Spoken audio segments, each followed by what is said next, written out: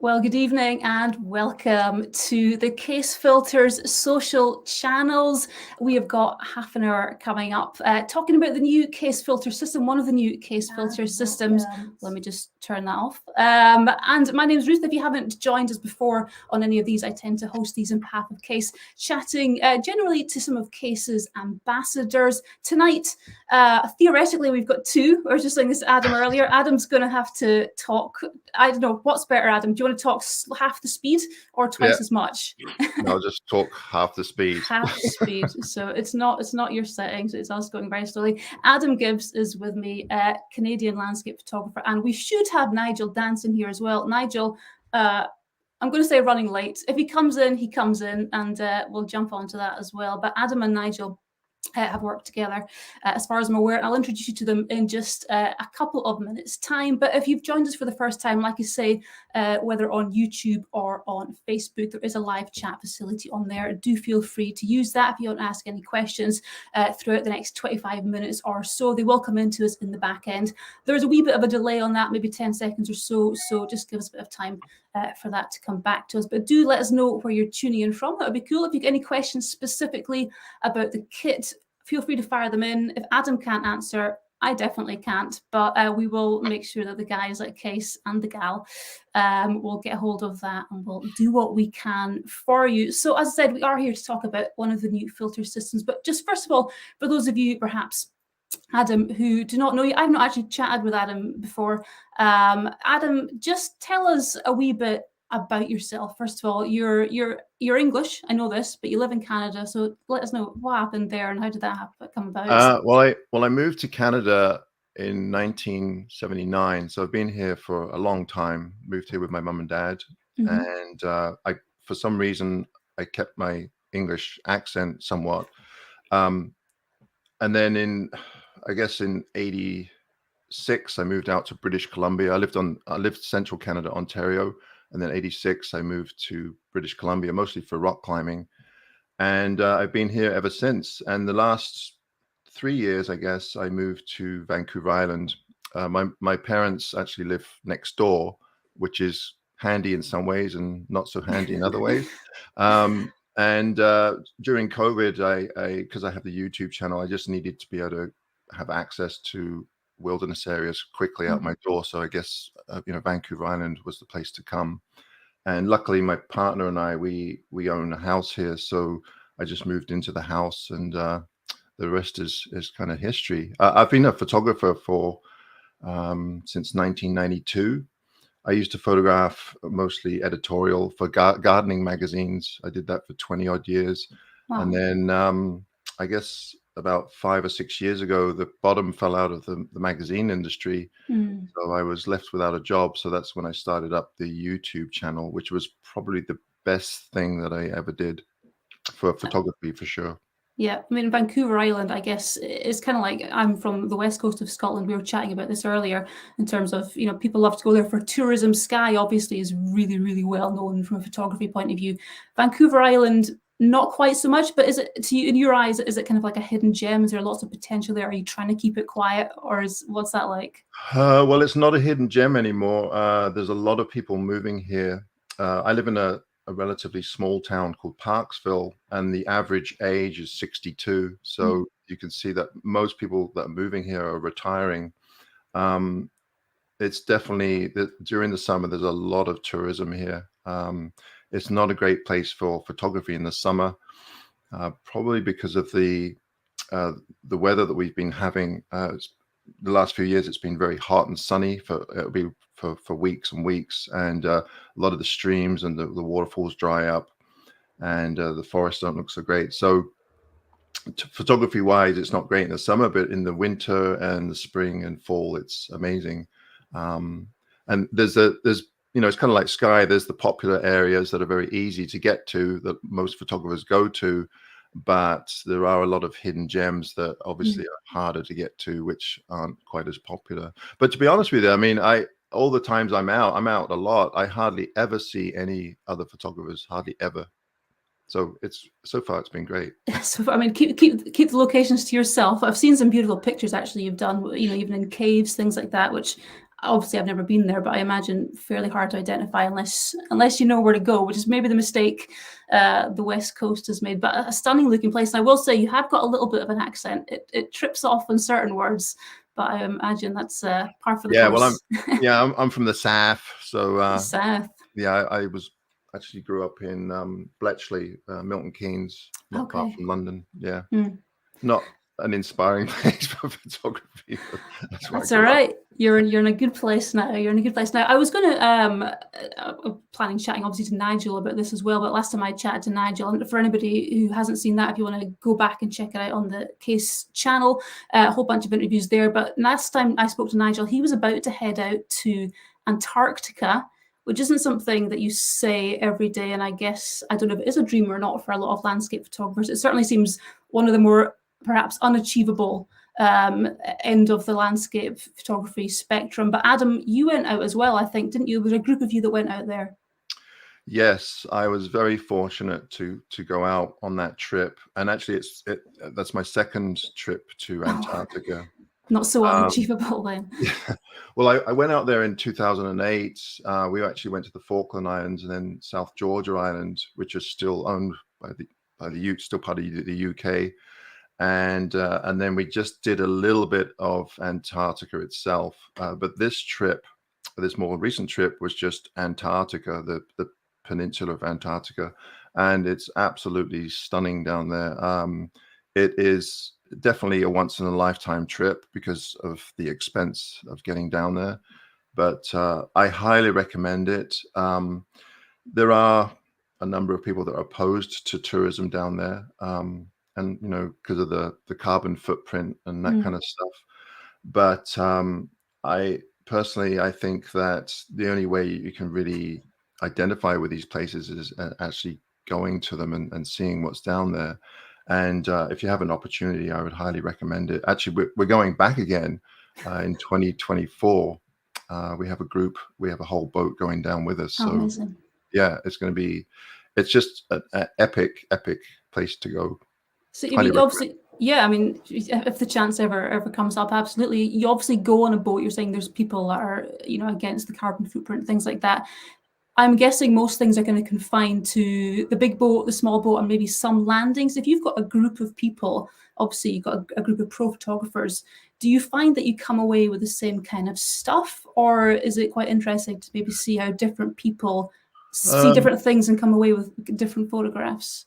No, I mean, obviously there's familiarities between images because you're in the same location, same mountains and such. But no, it's amazing what people come away with. And of course, some people are more into the wildlife, and then other people are more into the landscape. There are some really strict the restrictions when you go on the land are quite intense. You can't. It's not just a free for all for everybody. There's only so many people allowed per landing. When you get on and off the boat, you have to wash your boots in a solution so you're not contaminating the land. I mean, it's the restrictions are pretty harsh, and you can't just go wandering anywhere. Also, the landings are very far and few between because most of it down there is ice. So there's only very small areas where there's actually land where you can get off a boat because most of it's glaciers. And most of those areas tend to be research stations that have already been established down there by other countries, because there's research stations everywhere from, say, Russia, Chile, Argentina, the UK. I mean, there's a whole bunch of different research stations, and that's where the landings tend to be. And that's also where the penguin colonies tend to be, is because the penguins don't nest on ice; they nest on dry land. So that's where you go. So the spots that you can get to full of penguins and full of penguin poo, I imagine. Yeah, you can. You really recognize the smell miles away before you even land. It's quite intense. Smell the landing spot before land ahoy. So I mean, obviously Antarctica, I imagine a fairly tricky place. There's a lot of lots of big expanses of white, lots of water around, glare, things like that. Tricky conditions for taking photographs in. When it comes to filters, I'm guessing this was a pretty essential part of your kit for down there. Yeah, I mean, pretty much the only filter I really used down there actually was a polarizer, Okay. and that's just to get rid of glare. The the thing with the ND filters, you couldn't really use them because you're moving all the time. You're on either um, a a small boat or on the large boat, and of course you're always moving. So if you wanted to Mm. do anything with a very long shutter speed, it was pretty hard to do because you just it's not stable at any time. So I didn't use the NDs very often, but the polarizer I used quite often, especially for glare on the ocean, and sometimes you get glare on icebergs and such. So it's a very handy filter to have for sure. Mm. So you couldn't obviously land, set off, do your own thing. It was more a case of, as and when you could snap stuff. Did you take a tripod along? Is that something that just wasn't part of the picture? Um, I did bring a tripod, but I would say that 80% of my images were handheld. Um, Probably because you're shooting into very bright areas, so your shutter speeds are generally quite high anyway. So you could handhold pretty much everything. A tripod was really just to hold your camera while you're not holding it. It's just a place Yeah, to put yeah, it. yeah, exactly. I mean, obviously you're in Canada, winter in Canada, very spectacular generally. I'm guessing it's maybe the same on the West Coast as well. Did you learn anything, or did you learn anything in Canada that was useful perhaps for being down there, or vice versa when you were down in Antarctica in terms of kind of shooting in those conditions? Is there anything that kind of translates back and forth that might be handy for people doing their own kind of winter shooting? Um, well, not really. Actually, where I live, it's actually quite temperate. We very rarely get snow. Okay, we all had right, a li- okay. we had a little bit. That's why everybody wants to live here because it's probably the warmest place in Canada. If I drive an hour north, then they'll get quite a bit of snow. But where we are, it generally just rains a lot, and it's very much like Scotland, actually. Yeah, feel you. Yeah. Uh, but in terms of, I used to do a lot of when I lived on Vancouver. There's right in the city of Vancouver. There's actually 3 ski areas right in town, and I used to go up to those areas a lot because it would be great because it'd be pouring with rain in Vancouver, but of course, as soon as you got into the mountains, there would be a snowstorm, and it was great because I was able to just kind of predict when the weather was going to be really good up there. So after a snowstorm, if it was clear, I'd run up to one of the local mountains, and it would just be a winter wonderland up there because you get this really wet snow clinging to all the trees up there. And so I did that for quite a few years, and I learned that at that time I was shooting film. Uh, all you had to do is overexpose the film by one stop, and you'd get perfect exposures every time. Mm. With digital, it's a little different. I tend to expose for the highlights, so often my images will be slightly underexposed, which is quite a bit different than film just Mm. because I don't want to blow out those highlights. Yeah, yeah. So you had Um, the ideal situation going on there. You could commute an hour, get the conditions that were pretty epic, and then head back to slightly warmer climes. yeah, and even better, they actually had a webcam up there because it's a ski area, so you could just look at the webcam and go, okay, it looks good, and then just drive on up. Um, Fantastic technology. yeah, yeah, yeah, and ski areas are great because even though I didn't use the lifts, I would either ski up or snowshoe up to the summit of this one particular area I went to, Mount Seymour, all the time. It would take me about an hour and a half to get to the summit. So I could get up there by sunrise, and you just get this spectacular scenery because north of Vancouver, it's all wilderness. So you have the coast mountains, and the coast mountains go all the way up to Alaska, which is thousands of kilometers away, with the odd town thrown in between. But it's just mountains, a sea of mountains from North Vancouver all the way Wow. north. So the scenery is spectacular. Mm. So having something so close to a major city is really nice. Mm. But of course, this was a few years ago. It's changed a lot since I was going up there. Of course, now more and more people are in the backcountry, so it's very hard to get up there and not have snow that isn't pristine. It's been tracked out, or there's a lot of people in the way, so it's a bit harder to get the photographs that you want. But there's still a good place to go up to Mm.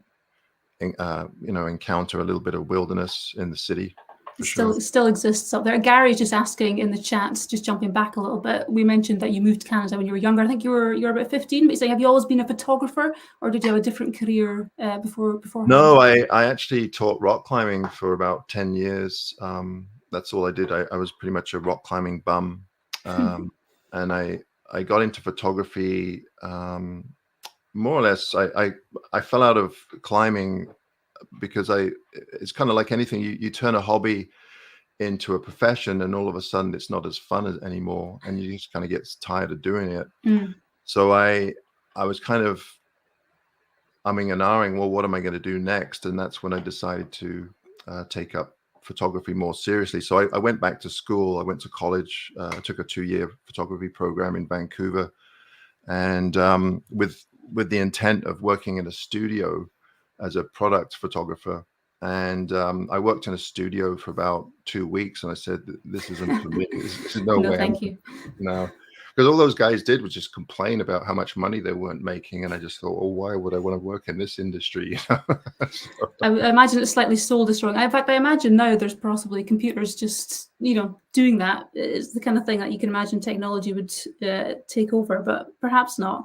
I think for outdoor lovers, it'd be something that would not really feed into your soul, shall we say. Yeah. I mean, photography has changed so much over the years. It used to be that I would make a living out of selling the rights to photographs, but I don't think I've sold the rights to a photograph for I don't know how many years now.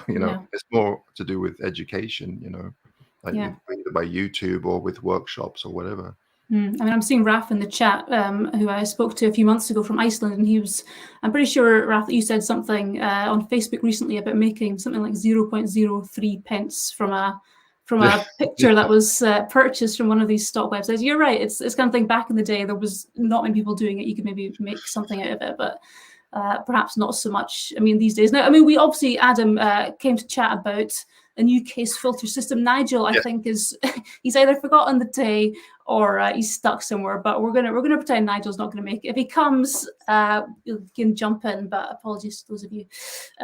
Obviously, they're here to see me and you, Adam, and not Nigel at all. But we'll chat about the new case system. KW Revolution is what it's called. And I gotta say, kudos to Case for always coming up with very cool names for the new systems. But you've got, I think, there, Adam, it's a magnetic circular system that is color coded. Look, there we go. We can see that.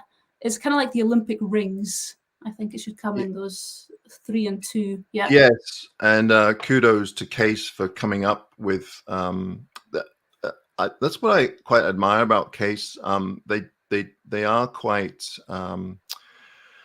If you have a suggestion, they'll definitely think about it and look into it. And when they came out with I think it was the Wolverine system, which was the first magnetic filters they came up with. I was pretty impressed with them, and I did a video on YouTube about them. But one of the things that kind of was a bit frustrating was that, of course, as I'm getting older, I have to start wearing glasses. And one of the frustrating things for me was that all the filters were black. And every time I went to pull one out of my bag, I'd be like squinting, trying to, or holding up, well, which one is that? And so I made the suggestion actually to Andrew, is it you? You. It Andrew, is you, yeah. In the UK, and got him to ask Case if it would be possible if they would come up with a colored system. I know some people use like nail polish, but I haven't.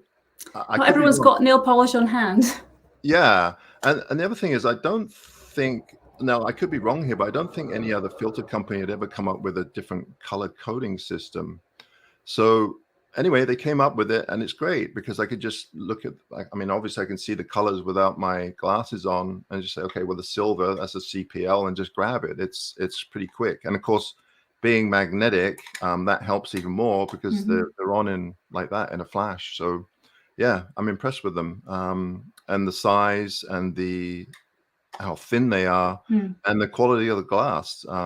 It's just speed. I mean, the whole magnetic system in general, it's just the ease and the speed compared to when you have to, try and slot this thing in a thread and it kind of goes in the wrong one. Whereas these, smack them on, color coded. I'm not entirely sure where Case can go from here because they seem to have, anything on your wish list that that hasn't perhaps happened yet? It's rock proof apparently. I don't know. Did you manage to drop any when you're in Antarctica? There's nothing sitting at the bottom of the Southern Ocean, I hope. Well, it was funny actually when I first got these. I did drop one. I lost one.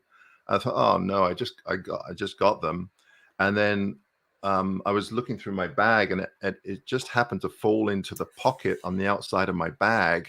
So luckily, I hadn't lost it.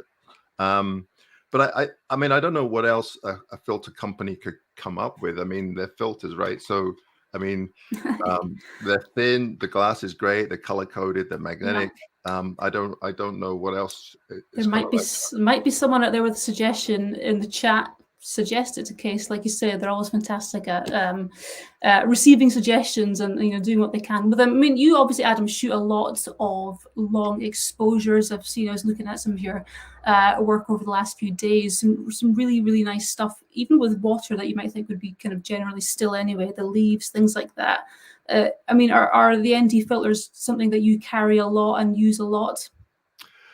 I wouldn't say I use them a lot, but there are definitely specific times when I do use them a lot. Like this last trip to Scotland, Harris and Lewis. For whatever reason, I just find whenever I'm photographing the ocean or a body of water with not large kind of forceful waves, but something where it's just kind of ripply, I find it quite distracting to the other elements if I really want to simplify things. So that's when the NDs start to come out.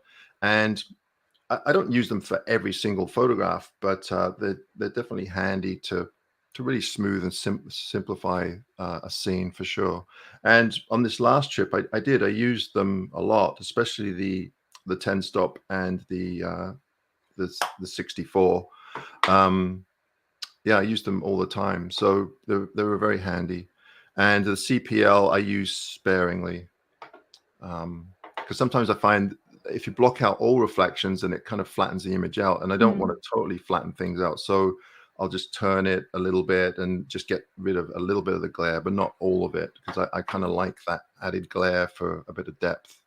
That's quite unusual. A lot of people, I think, they put the polarizer on and they cut it out as much as they possibly can. I mean, have you got any? That's obviously a good tip for people starting out with filters for the first time. What's the kind of a bit of wisdom that you've learned for using them that you would pass on to someone to save them making maybe the same, not mistakes necessarily, but stuff that you've learned? Yeah, I mean, with the CPL, especially in forest photography, because I do a lot of that on the island here. Your instinct is just to slap on a CPL and get rid of all the glare and saturate the colors. And it does that. It does a great job of that. But what I find is that glare is what is adding a bit of depth to your photograph. So if you're not sure about it, then what I'll often do is take 1 or 2 images with a CPL, perhaps fully polarized, and then I'll take some that aren't polarized. And sometimes I'll combine those in layers in Photoshop, because there might be certain areas in an image where you like the polarization, but other areas where you don't. So I'll just combine those in Photoshop. It's very subtle. Like things like leaves and ferns, they often have a lot of glare in them. And if you take that all out, then all of a sudden those leaves just kind of blend in with the background. So it's nice to have a bit of glare in there so that it adds that depth that you're looking for. Yeah. So woodland photography is perhaps, for again somebody starting out, not something they might associate with a polarizer. You tend to think, rivers, whatever, take the glare off. I mean, is that something that you would always recommend people to take it with them, just experiment and see what happens? Yeah, definitely. Definitely woodland, forest photography. The grand landscape, I don't use a CPL that often, especially with wide angles, because you get you'll get the blotchiness. You'll get one area of the sky that's dark and another area that's not. And I mean, you can get around that. You can take one with a blotch over here and one with a blotch over here, and then combine them again. But that's an added step that you might not want to take in Photoshop.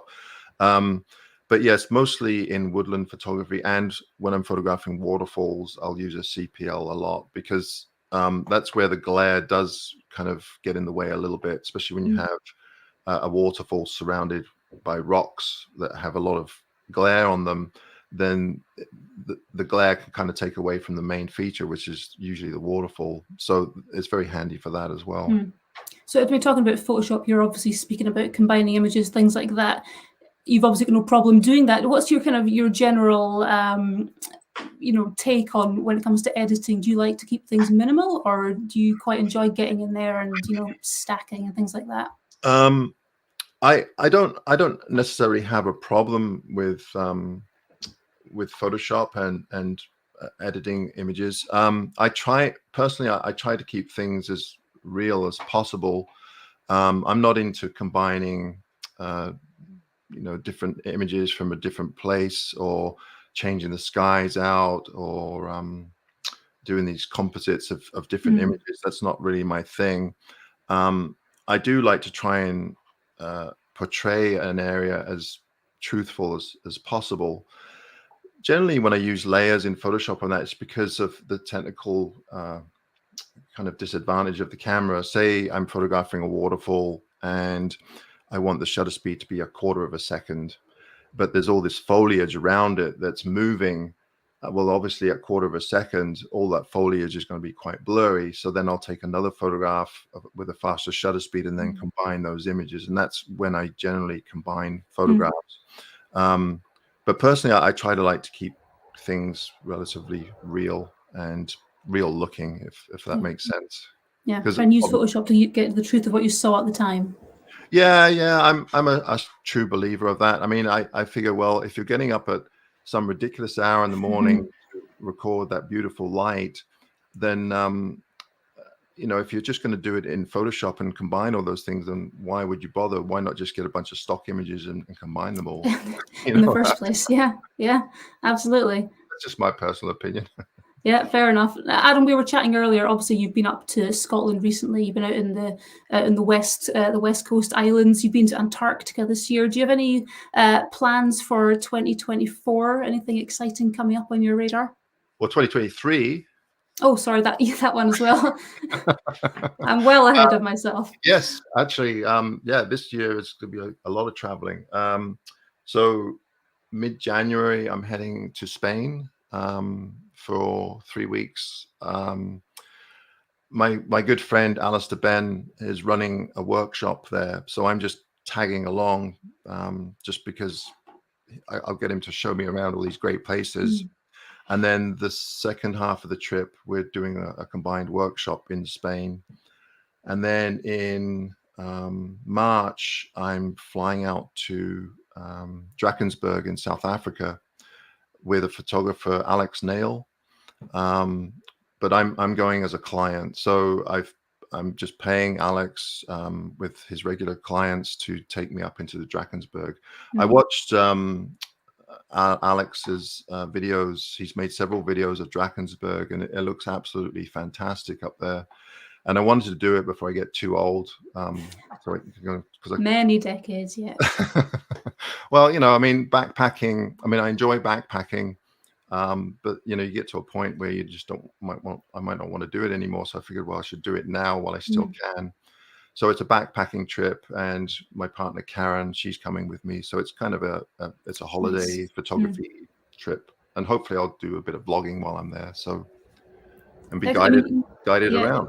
You do have a YouTube channel, I should mention as well, just in terms of if people want to find out more about your work. I was saying earlier, you've got some beautiful galleries online. I mean, shapes just standing out everywhere. I really enjoyed looking at your work. But your YouTube channel as well, Adam, just remind us what that is. People can find you if they want to. It's Adam Gibbs Photography, I guess. You don't know. Just Adam Gibbs. There's a voice actor who does anime. His name's Adam Gibbs. And there's that's not you. There's another actor, Adam Gibbs. I'm not an actor. I just run a YouTube channel. And it's basically me just in the field talking about my photography and give a tip here and there. And yeah, it's a lot of fun. I really enjoy it. And then your website as well, obviously adamgibbs.com, I think is what that is. But anyway, Google Adam if you want to find out more about his work, about Vancouver Island as well, some of the lovely spaces around there and all his travels out and about. But we're going to leave that there for now. It's just about half an hour. And thank you so much to everybody who joined us tonight to talk about Adam and theoretically Nigel, who's not made it in yet. We'll maybe do another one with Nigel at some stage. But hopefully you found that useful, and you found some useful stuff about the new case filter system. If you do want more information, like I said, do feel free to drop an email to the team at Case. They're absolutely fantastic, either the Case UK team or wherever you're tuning in from. There's teams all over the world, so hop online and you can check that out. This will be available if you do want to share it or watch it again. You can do that here on the Case Filters socials YouTube channel. That should be available in just a few moments' time once we hang up. I don't think that's the correct term for streaming, but whatever the correct streaming version is. But anyway, thank you so much for joining us. Adam, thank you so much as well. It's been good to get to know you, and yeah, have a good rest of your day, evening, whatever it is. And Craig, I will say hi. Craig's been in the chat saying hi all the way through, and yeah, nice to see you anyway. Good night. Bye.